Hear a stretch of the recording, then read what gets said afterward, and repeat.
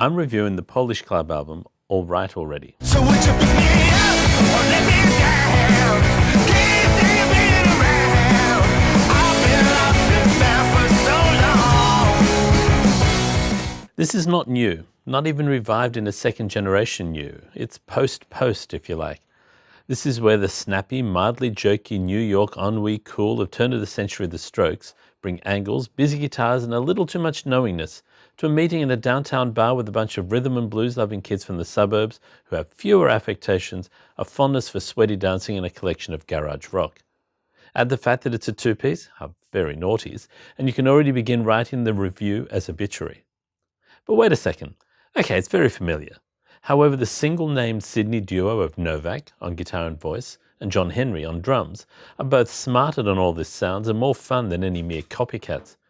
From Where You've Been, which opens the album with fuzz guitars and husky vocals that actually puts Polish Club into a more Australian context, think the kind of classic Albert studio sound revived by Dallas Crane, Novak and John Henry play short and sharp and bent on entertainment. No song exceeds 3 minutes 40 seconds, several are just under or just over 2 minutes.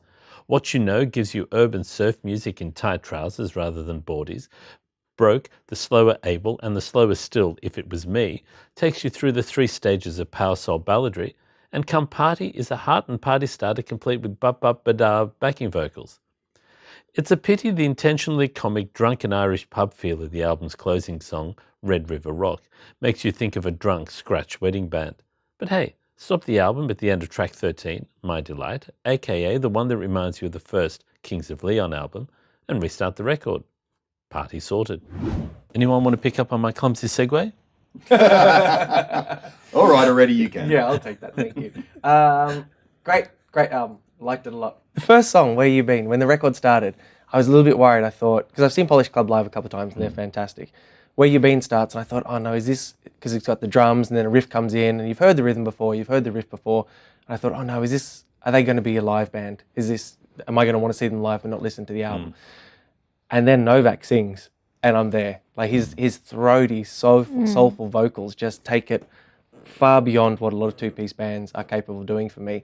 And from that point on, for the rest of the record, I was there, because I think he has this knack for crafting really fantastically catchy melody lines, and really interesting chords he chooses a lot of the time as well. My only concern or criticism of the album is that I think it's a bit too long. I think for a band that kind of specialises in really short, sharp punches to the throat, 3-minute songs, 14 songs is too long. I would have liked the album to 10 songs. I think would have made a classic. I think it's a couple of songs too long, particularly at the end. I think you could have got rid of the Red River Rock, that cover, and probably the song before, which you mentioned, the name of which I forget. My Delight, I think it's called. My Delight.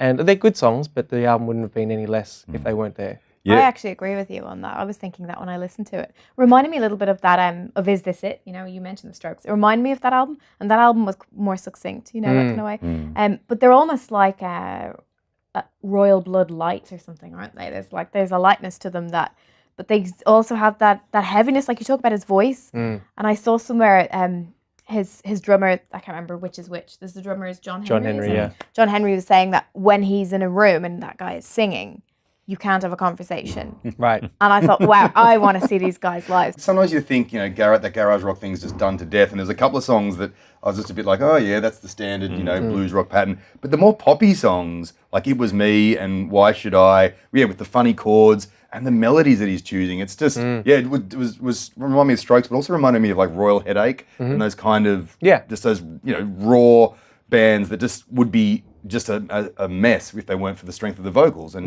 Novak's vocals, like Shogun's in Royal Headache. Yeah. Just all the Royals. Awesome. Quite a few times you think it's going there, it's going this place, and they don't. They turn a little bit away. They don't go the whole Strokes, Kings of Leon. They don't go the whole blues. Yeah, King Khan barbecue show kind of. And they're prepared to go pop. That's one thing I really liked about it, because they could have just tried to tough it out a little bit more, but they don't. Wasn't there some album album that they got some big guy to record and it was Rob re-recorded Cavallo. or whatever? They initially started recording it with Rob Cavallo over in the States. So Rob Cavallo did Green Day and I think My Chemical Romance, but lots of big names anyway. Grammy award-winning producer. And I think in the space of 3 weeks they did 8 songs with him, and then came back to Sydney expecting to go back and finish the record. But they got back here and were like, this doesn't sound like us. So they ended up going into a studio in Leichhardt, and in 8 days, I think got through 16 or 23 songs, just bashed them out. And we're like, this is us. So I've got to say, I mean, what's the story? What's the explanation for Red River Rock? It just sticks out like dog's balls on this record. It's the wrong choice in so many ways, and it finishes the album on a note that it shouldn't. It's set in a context of drunken partying, which the rest of the album doesn't sound like. The rest of the album sounds like the kind of band you'd wish played at a drunken party because it's better than music you're going to get. And then at the end, it's the Wonderwall when you don't want to play at a party kind of. There's so many right choices made. To finish with a really bad choice like that is quite odd. We need to get them on the show and ask them that question. Well, I'm giving it 3.5 stars. It probably would have had 4 if it wasn't for that last song. Wow. On every